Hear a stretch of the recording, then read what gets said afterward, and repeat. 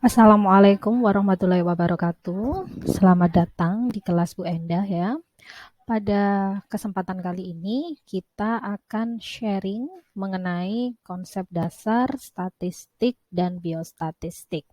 Jadi ini adalah materi awal untuk di mana teman-teman dapat lebih mengenal mengenai statistik dan biostatistik agar nantinya akan lebih mudah dalam mengikuti perkuliahan ini. Karena kita sering dengar ya istilah tak kenal maka tak sayang. Jadi kita kenali dulu statistik itu apa, biostatistik itu apa, kita pahami dasarnya dulu, baru kemudian kita akan belajar untuk menerapkan ini pada penelitian-penelitian yang akan dilakukan ya.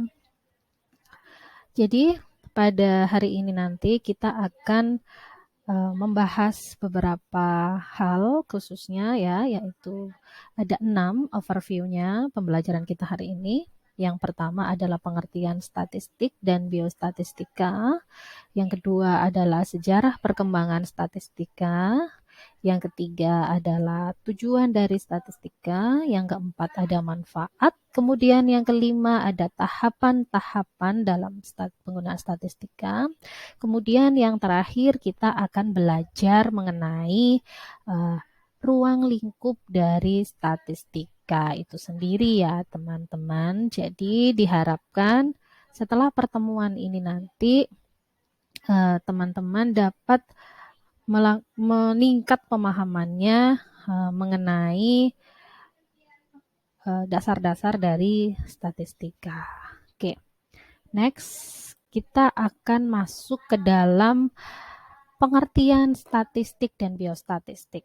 Ya, secara mudahnya kita bisa lihat dari komposisi kata. Nah, kalau dari yang di atas adalah statistika, sementara yang bawah adalah biostatistika. Nah, mata kuliah kita hari ini adalah biostatistika.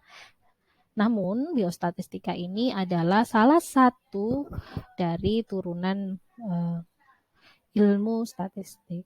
Oke, kita kembali ke pengertian statistika sendiri itu apa ya? Jadi pengertian statistika itu adalah dia merupakan salah satu cabang dari uh, ilmu matematika terapan ya, yang berurusan dengan pengumpulan, analisis, dan juga interpretasi data dan penggunaan dari teori probabilitas atau teori kemungkinan ya untuk menaksir parameter-parameter dari populasi seperti itu. Parameter-parameter dari populasi tertentu ya. Nah, sementara pengertian dari biostatistika itu sendiri. Nah, metode statistik yang diterapkan pada ilmu-ilmu yang terkait dari kesehatan. Nah, karena apa? Di situ bisa dilihat kan ada kalimat biostatistika. Bio ini dari kata biologik, yaitu di mana dia sesuatu yang makhluk hidup, berhubungan dengan makhluk hidup. Jadi metode statistik ini diterapkan pada ilmu-ilmu yang terkait dengan kesehatan ya, seperti kedokteran, kesehatan masyarakat, keperawatan, gizi, kebidanan, yaitu yang digunakan untuk membantu memahami tentang karakteristik populasi dan hubungannya antara variabel pada populasi seperti itu ya. Variabel sendiri itu apa, Bu? Karena kan kalau kita ngomongin biostatistik, tentunya kita kan dekat dengan metode dekat dengan yang dinamakan dengan penelitian ya. Nah, yang paling sering kita dengar itu adalah variabel. Nah, variabel sendiri itu apa ya? Variabel itu adalah kita tahu dulu konsep katanya. Variabel itu berasal dari dua kata ya, vary and able.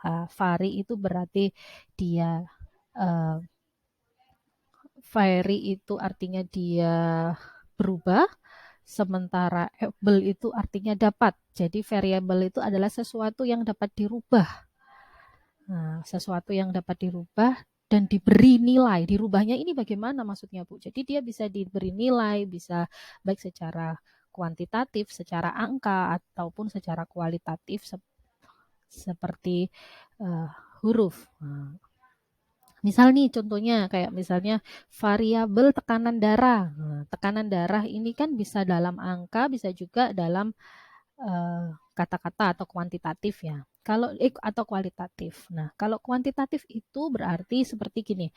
Oh, tekanan darahnya ini 140 mm per hidrogirum misalnya gitu. Itu kan berarti hasilnya pengukurannya adalah angka. Nah, kalau yang kualitatif bagaimana, Bu? Jadi kalau kualitatif itu misalnya tekanan darahnya masuk dalam kategori tekanan darah tinggi. Nah, berarti kan dia diukur kemudian diberikan nilai ya yang bisa dirubah nilainya itu, baik itu secara angka ataupun secara uh, huruf tadi ya. Itu bisa dalam 140 mm Hg ataupun dalam tinggi rendah itu tadi.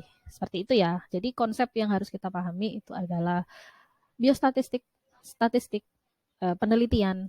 Nah, itu dia seperti hubungannya tuh mesra sekali ya. Jadi mereka itu selalu berbarengan karena biostatistik itu sendiri adalah alatnya. Ingat ya, biostatistik itu adalah alat untuk melakukan penelitian. Seperti itu. Oke, alat atau metode. Nah, next, setelah kita membahas tentang pengertian, kita akan belajar tentang sejarahnya. Jadi sebenarnya statistika ini sudah dari dulu ya, sudah dari zaman Romawi itu sudah dikenal, namun dulu istilahnya itu statista. Ya, kemudian penggunaan statistika pada zaman itu masih terbatas untuk kepentingan negara dalam mencatat jumlah penduduk, jenis kelamin, pekerjaan, dan lain-lain. Seperti itu. Nah, kemudian nih, baru dia berkembang pada tahun 1532, statistik ini digunakan di bidang kesehatan. Nah, dilakukan oleh Raja Henry yang ketujuh dari Inggris, yang mulai dia mencatat untuk melakukan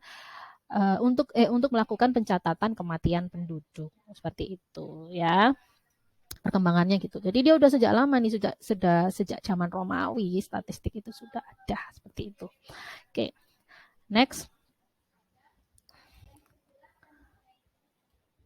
Bentar. Nah, kita akan belajar mengenai tujuan statistika ya. Tujuan statistika sendiri ini kita bisa lihat di sini ada 4 kalau dikategorikan secara garis besar ya. Yang pertama itu adalah menjelaskan hubungan antar variabel, kemudian membuat keputusan lebih baik, mengatasi perubahan-perubahan, dan kemudian 4 menyusun rencana atau membuat perkiraan. Oke, gambarannya gini. Perlu Ibu ingatkan ya, statistika itu kan alat ya, alat untuk mengolah data, menganalisis dan sebagainya. Dan juga untuk menginterpretasi kan pastinya nanti. Nah, berarti dia tujuannya itu yang pertama adalah menjelaskan hubungan antar variabel. Variabel tadi apa? Variabel adalah sesuatu yang dapat diberikan nilai ya, baik secara kuantitatif maupun kualitatif. Oke, kita kasih contoh. Yang pertama adalah pengaruh keteraturan mengikuti senam lansia dengan penurunan hipertensi misalnya. Ya, contoh ya seperti itu. Nah, di sini kan variabel yang pertama adalah keteraturan mengikuti senam lansia. Nah, berarti kan di sini konteksnya aktivitas fisik ya. Jadi kemudian dilihat apakah dia mampu untuk menurunkan hipertensi pada lansia tersebut.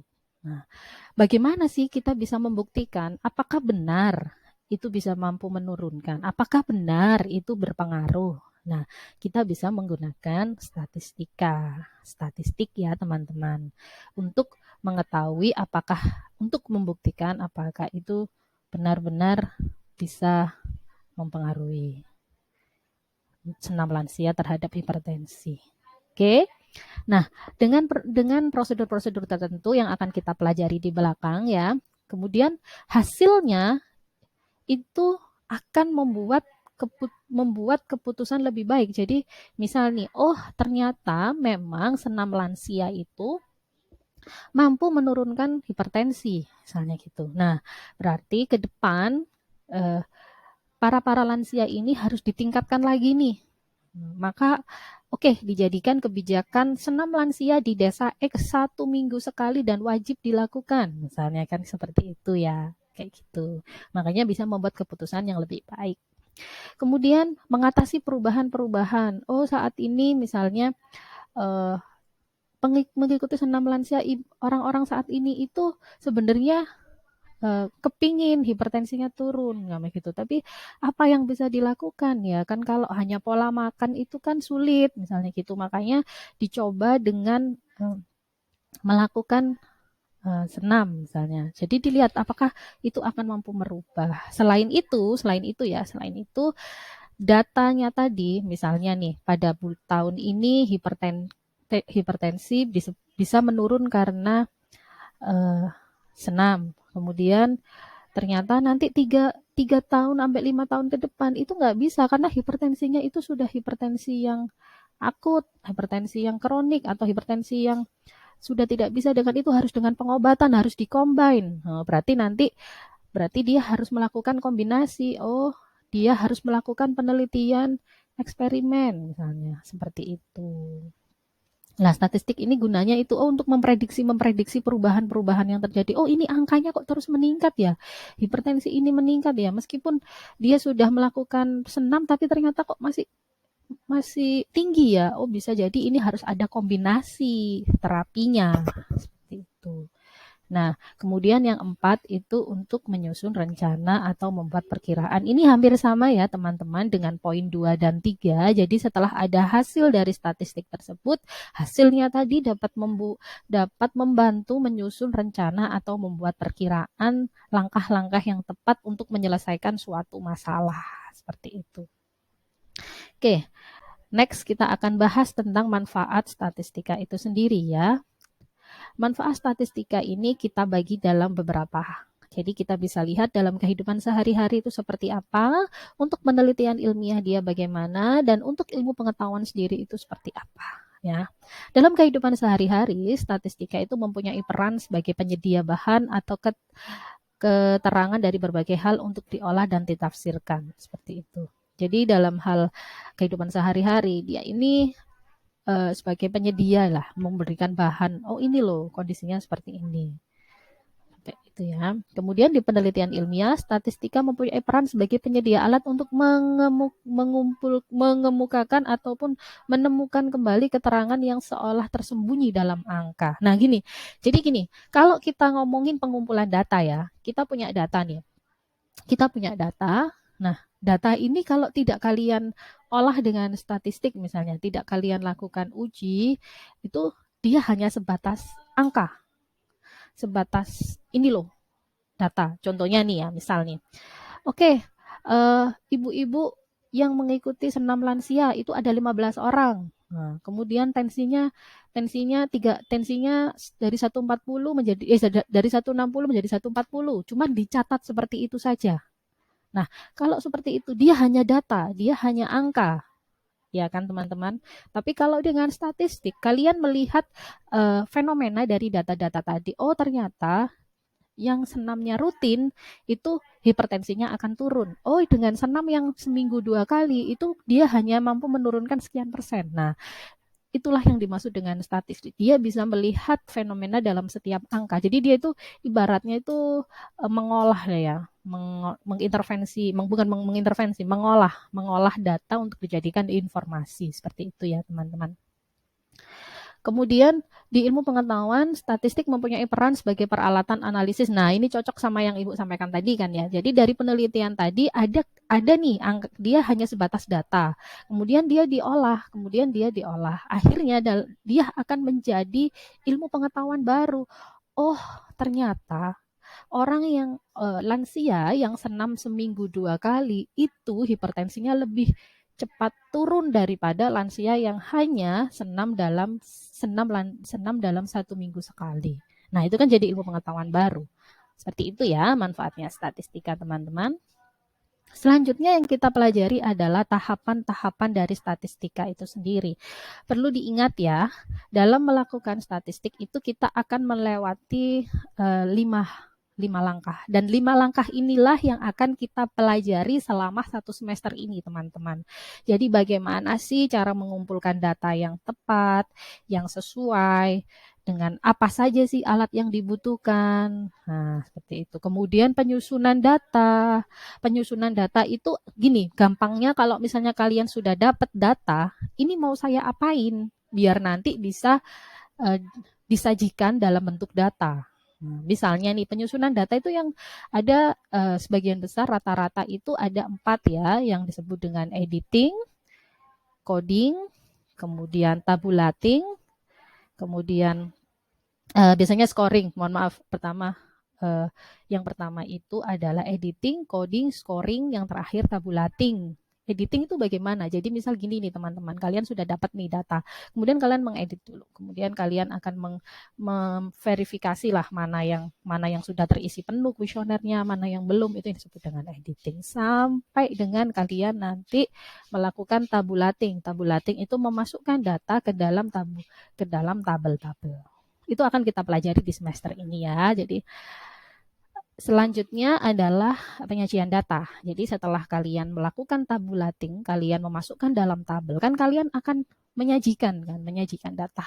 Entah itu nanti dalam bentuk diagram pie, entah itu nanti dalam bentuk grafik, itu yang disebut dengan penyajian data. Dan itu akan diajarkan di semester ini, di mata kuliah ini, teman-teman.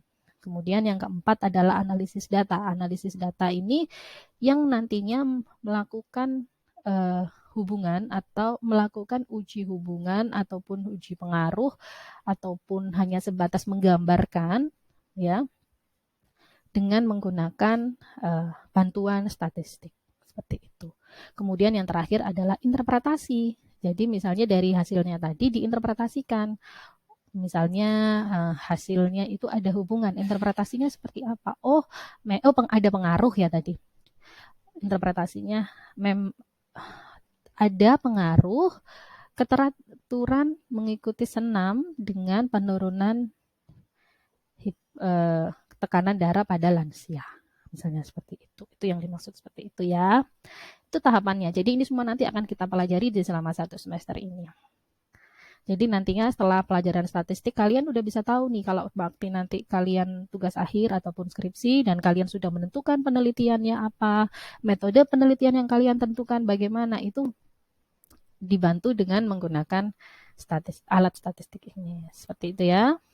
Selanjutnya adalah ruang lingkup. Nah, secara garis besar, ruang lingkup statistik ini dibagi menjadi 2 ya. Teman-teman, sebelumnya Ibu mau mengingatkan, statistik itu berbeda metode statistik ini berbeda dengan penelitiannya. Berbeda dengan metode penelitian. Memang kalimatnya hampir sama ini. Ada penelitian deskriptif, ada statistik deskriptif. Namun 2 hal ini sungguh sangat berbeda. Ya, kalau metode penelitian seperti yang disampaikan oleh tim teaching dari metode penelitian itu dia adalah caranya kan ya, cara melakukan penelitian. Sementara statistik deskriptif di sini adalah dia untuk mendeskripsikan statistik sampel atau parameter populasi, mendeskripsikan hasil pengukuran. Ya, hasil pengukurannya yang dia hanya untuk menggambarkan saja. Mulai dari presentasi, kemudian modus, median yang nantinya akan kita pelajari di belakang. Oke, selanjutnya adalah yang kedua adalah statistik inferensial. Nah, statistik inferensial ini nantinya yang dia akan dapat menghasilkan kesimpulan dari parameter yang kita teliti, parameter populasi yang kita teliti ya. Dan ini biasanya dia menggunakan sampel untuk pengambilannya. Nah, sehingga nantinya akan ada hipotesis yang bisa diambil. Nah, contohnya seperti hasilnya merokok meningkatkan resiko sebesar 7 kali untuk mengalami PJK. Dia akan bisa mampu memberikan informasi seperti itu. Oke, teman-teman.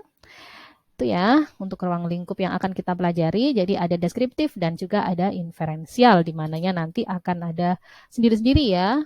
Kalau statistik inferensial itu ada parametrik, non parametrik. Kalau statistik deskriptif itu nanti akan ada seperti ukuran pemusatan ataupun ukuran penyebaran. Oke, terima kasih ya teman-teman sudah uh, mengikuti ataupun mau mendengarkan sharing Ibu tentang konsep dasar statistik. Oke, semoga dengan mendengarkan ini ataupun melihat ini ya, teman-teman bisa memiliki bayangan nih tentang statistik dan biostatistik. Enggak lagi, aduh biostatistik, aduh statistik. Nah, jadi biostatistik ini alat bantu teman-teman. Malah dia adalah alat bantu yang digunakan saat penelitian. Biar penelitian kalian itu nantinya bisa menjawab pertanyaan penelitian dengan tepat. Seperti itu. Oke, terima kasih dan Assalamualaikum warahmatullahi wabarakatuh.